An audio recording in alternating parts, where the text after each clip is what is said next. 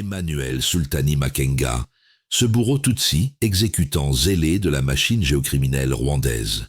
Voici le profil glaçant d'un homme qui, devenant la personnification de la géocriminalité de Kagame en RD Congo depuis 3 décennies, danse sur les tombes des Congolais comme un marionnettiste macabre, tirant les ficelles d'une rébellion à une autre.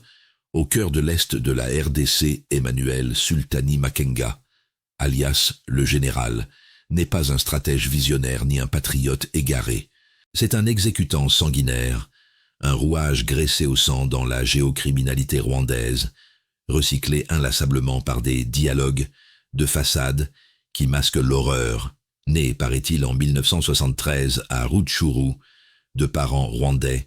Ce Tutsi congolais de façade a fui l'enfance sans éducation pour embrasser la guerre, rejoignant à 17 ans le Front patriotique rwandais en 1990, ce bras armé du génocide inversé qui propulsa Paul Kagame au pouvoir en 1994. Le 1996 marque le premier assaut contre le Zaïre de Mobutu. Makenga intègre l'AFDL de Laurent-Désiré Kabila, marionnette qui se prête à être le visage congolais de la coalition qui renverse Mobutu. Mais la lune de miel entre LD Kabila éclate la deuxième guerre du Congo, ce conflit mondial africain qui noie l'Est dans le chaos. Makenga quitte la RD Congo avec les coopérants rwandais remerciés par LD Kabila et il bascule au Rassemblement congolais pour la démocratie, faction pro-rwandais dominée par ses frères Tutsi. Là, les masques tombent, accusés de massacre à Kisangani en 2002, où des centaines de civils périssent sous les balles de ces miliciens. Ils trempent déjà dans le bain de sang ethnique. Human Rights Watch et l'ONU le pointent du doigt, mais Kigali le protège comme un atout précieux. Dans les accords de Sun City en 2003 promettent la paix. Makenga réintègre les forces armées de la RDC comme colonel, un costume d'uniforme pour mieux trahir.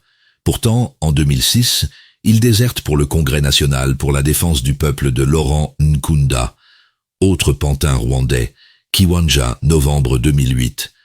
150 civils massacrés à bout portant, des femmes violées en série, des enfants enrôlés de force. L'ONU, dans ses rapports accablants, le désigne comme responsable direct, un criminel de guerre sous sanction internationale depuis 2012, gel d'avoirs, interdiction de voyage, traque mondiale. Mais en RDC, le gouvernement de Kinshasa, complice de ces réintégrations, ferme les yeux, recyclant le bourreau comme un fonctionnaire lambda. 2009.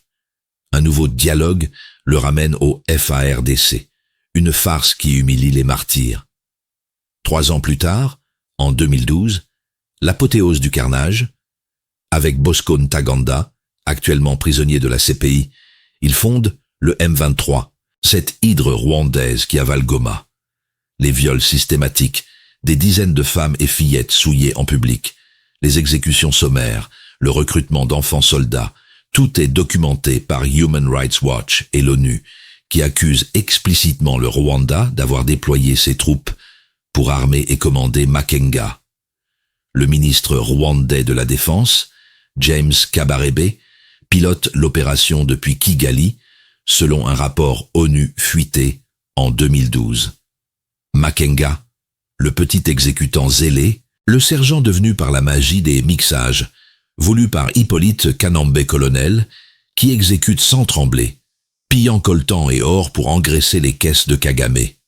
Défait en 2013 par les FARDC et une coalition internationale avec la MONUSCO, il fuit en Ouganda, exil doré pour un criminel en cavale.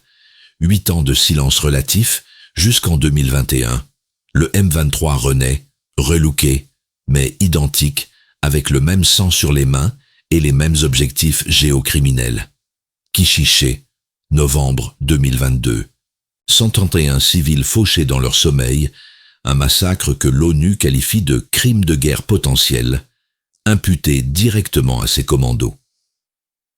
Et en 2023, il rejoint l'alliance Fleuve Congo de Corneille Nangaa, une énième rébellion sous contrôle rwandaise. Les rapports ONU de septembre 2025 dressent un bilan glaçant.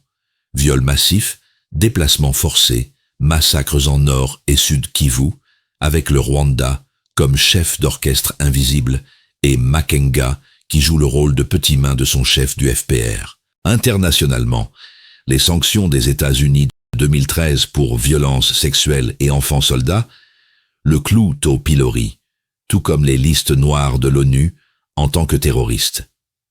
Pourtant, ces turiféraires pro-M23 le chantent en « héros Tutsi », masquant l'horreur qu'ils distribuent à l'est de la RD Congo, sous des discours victimaires. La vérité? Makenga n'est qu'un exécutant de bas étage dans la géocriminalité rwandaise, un tueur à gages, sans éducation, un ancien Kadogo qui massacre pour un visa, paye pour un salaire, viole pour terroriser. Son cycle infernal, rébellion, intégration, trahison, n'est pas un destin, mais une stratégie de Kigali pour saigner la RDC à blanc. Son parcours est emblématique de ce qui se passe en RD Congo depuis 30 ans. Il est temps de briser la chaîne. Le Congo n'est pas une arène pour des génocidaires. Makenga, le vampire économique de Kigali, Sultani Makenga, chef du M23, est aussi le pillard zélé qui vide l'Est congolais pour Kigali, mines d'or et coltan, occupés à Rubaya et Kichanga, taxes forcées sur creuseurs terrorisés, enfants au labeur, des centaines de millions smugglés et blanchis au Rwanda, gonflant son miracle économique des minerais volés en RD Congo. Goma 2012, Bukavu 2025, raid vorace sur banques et villages, droits de passage extorqués, sanctions ONU, US depuis 2013 pour ces crimes de guerre économique.